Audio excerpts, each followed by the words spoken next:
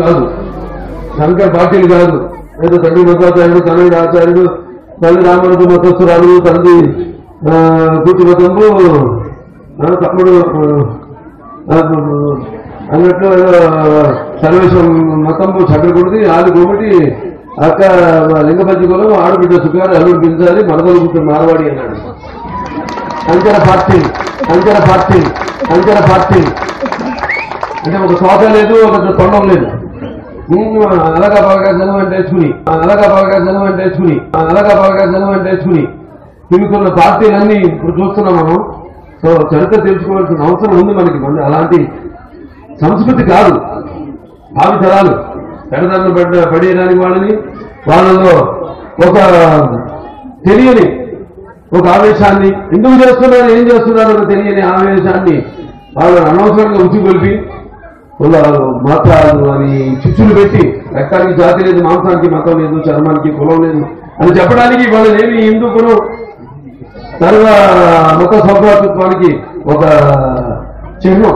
అటువంటి హిందూ కులం నుండి ప్రాతినిధ్యం వహిస్తున్నానంటే ఇంతకుముందు మా నాన్నగారు ప్రాతినిధ్యం వహించిన ఈ హిందూ పురం నుంచి నేను ప్రాతినిధ్యం వహిస్తున్నానంటే అది నా అదృష్టం, అది నా పురం సుకృతంగా భావించుకుంటున్నాను. అదే సమాజ దేవాలయ ప్రజల దేవుళ్ళు అనే నినాదంతో తెలుగుదేశాన్ని స్థాపించాడు. మరి 9 నెలల కాలంలోనే మొత్తం ఆంధ్రప్రదేశ్ రాష్ట్రంలో సుడిగాలి పర్యటన చేసి దశాబ్దాలుగా ఉండగలిగిన కాంగ్రెస్ పార్టీని మట్టి కల్పించి తెలుగుదేశం పార్టీని అధికారంలో తీసుకొచ్చిన మహానుభావుడు నందమూరి తారక రామారావు గారు. మరి దేశం పార్టీ శ్రేణుల్లో ఒక నూతన తేజం తెలుగుదేశం పార్టీ. మరి ఎన్టీఆర్ నేను చాలా సందర్భాల్లో చెప్తుంటాను అన్న 3 అక్షరాలు అంటే ఎన్టీఆర్ అనే 3 అక్షరాల పేరు తెలుగు ప్రజల హృదయాలలో సుస్థిరం. అందుకే ఆయన జీవితం ఒక మహాప్రస్థానం. మరి ఆయన ఒక సామాన్య రైతు కుటుంబంలో పుట్టి ఆయన కష్టపడి పనిచేసే ప్రవేశం చేశారు ఆయన. అలాగే అనతి కాలంలోనే ఆయన తెలుగు ప్రజలను మెప్పించాడు ఆయన. అలాగే ఎన్నో పాత్రలకు ప్రాణం పోసి మనమంతా ఒక గౌతమిపుత్ర శాతకర్ణి, ఒక నందమూరి తారక రామారావు గారి వారసులం. ఒకళ్ళు తెలుగు జాతి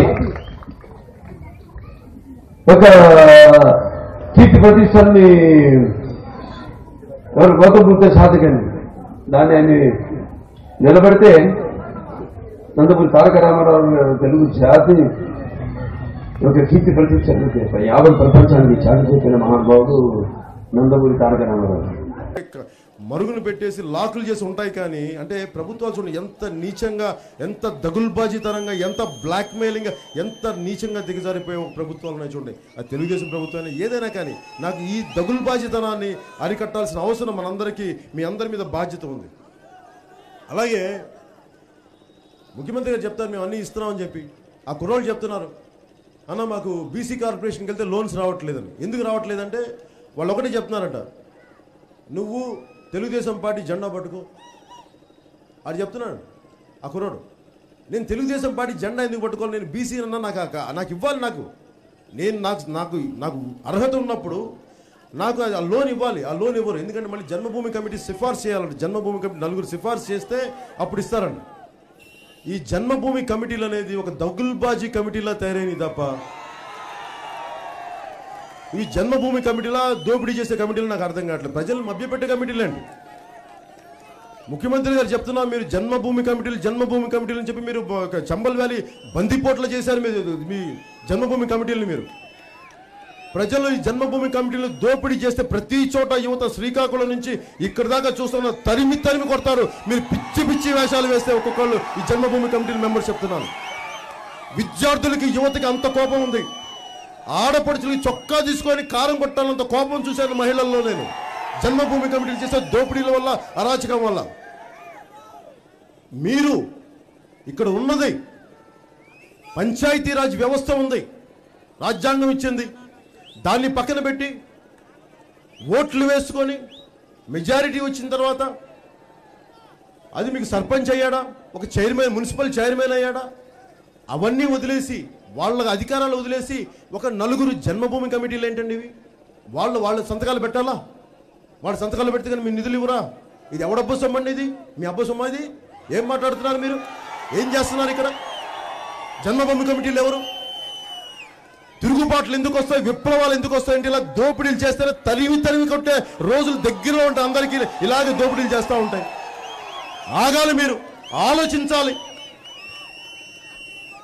ఇట్లాగే చేసి కదా మీరు తెలంగాణని తరిమి కొట్టుకుంది తెలుగుదేశం పార్టీ. సిగ్గుండాలి మీకు, ఆలోచించాలి. నేను నిజంగా ముఖ్యమంత్రి గారిని చాలా ఆశించాను. 10 సంవత్సరాల పాలనలో లేరు, అనుభవం ఉన్న వ్యక్తి.